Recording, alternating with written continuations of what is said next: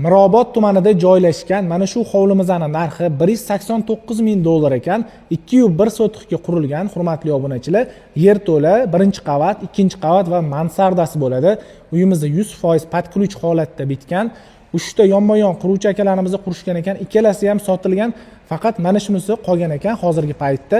Hovlimizni ko'rishingiz mumkin. Yozgi oshxona jihozlari bilan birga hovlimiz uchun bitta hojatxona va darvozaxonamiz bemalol 2 ta mashina sig'adi.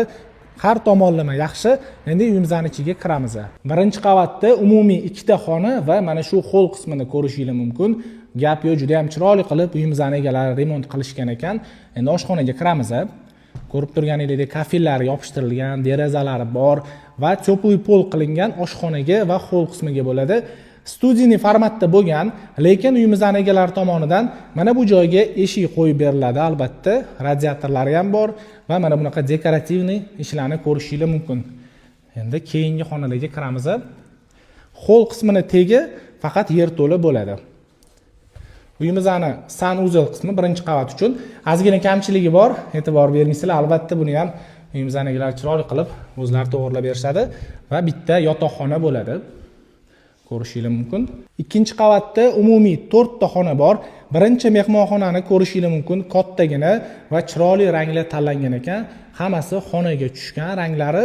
Ikkinchisi mana yotoqxona sifatida foydalansak bo'ladi. Har tomonlama yaxshi radiatorlari bor va ikkinchi qavatimizning umumiy sanuzel qismi bo'ladi. Albatta chiroqlar qo'yib beriladi, batareykalari ham bor ekan. Keyingi xonamizda yana bitta yotoqxona ko'rib turganingizdek va oxirgisi kattaroq mehmonxona bo'ladi. Ko'rishingiz mumkin. Dekorativniy ishlar qilingan ekan. Hozir mansardani ham ko'rsatib beramiz.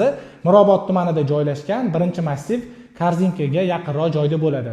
Narxini yana kelishsa bo'ladi. Telefon qilinglar, e'tiboringiz uchun rahmat.